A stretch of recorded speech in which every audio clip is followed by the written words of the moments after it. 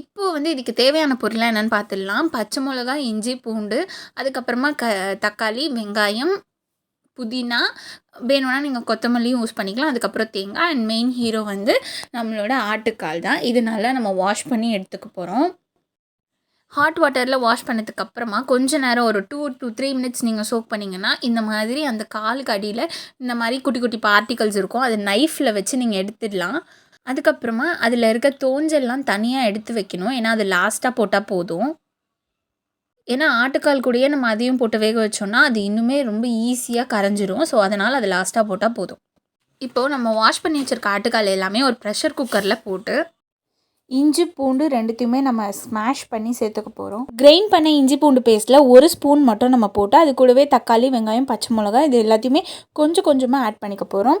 இது கூட 1/4 ஸ்பூன் மஞ்சள்தூள், 1/4 ஸ்பூன் வந்து உப்பு சேர்த்துக்க போகிறோம். அட் லாஸ்ட் ஃபைனலாக நாங்கள் வந்து 1 சொம்பு தண்ணி ஊற்றினோம்.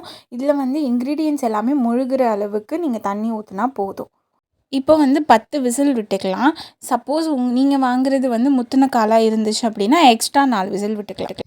இப்போ வந்து சைட் பை சைடு இது வேகிறதுக்குள்ளே நம்ம நெக்ஸ்ட் இன்க்ரீடியன்ட்ஸ் வந்து நம்ம ரெடி பண்ண ஸ்டார்ட் பண்ணிடலாம். என்ன அப்படின்னா கடாயில் ஒரு குழிக்கரண்டி எண்ணெய் ஊற்றிட்டு அதுக்கு பட்டை, சீரகம், சோம்பு, அந்த ஸ்டார் அதெல்லாம் இருக்கும் இல்லையா, நீங்கள் அதெல்லாம் போட்டுக்கலாம். அப்புறம் பிரியாணி இலை. இது கூட நம்ம வெங்காயம், பச்சை மிளகா, தக்காளி, அதுக்கப்புறமா புதினா ஆட் பண்ணிக்க போகிறோம். கூட வந்து கொஞ்சம் தேங்காய் சேர்த்துக்கிட்டிங்கன்னா இன்னுமே டேஸ்ட்டாக இருக்கும். இது எல்லாத்தையும் கொஞ்சம் ஆற விட்டு அரைச்சிங்கன்னா பார்க்குறதுக்கு இப்படி தான் இருக்கும். ஆட்டுக்கால் குழம்புக்கான லாஸ்ட் ப்ராசஸ் நம்ம வந்துட்டோம்.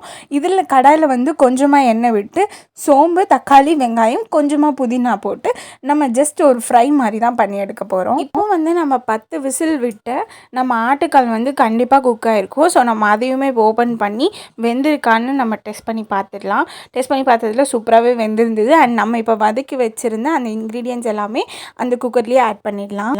இதுக்கு முன்னாடி நம்ம இன்க்ரீடியன்ட்ஸ்லாம் வந்து கிரைண்ட் பண்ணி வச்சுருந்தோம் இல்லையா, ஸோ அது எல்லாமே இப்போ இந்த மிக்சர்லேயே ஆட் பண்ணிவிட்டு நல்லாவே மிக்ஸ் பண்ணிக்க போகிறோம்.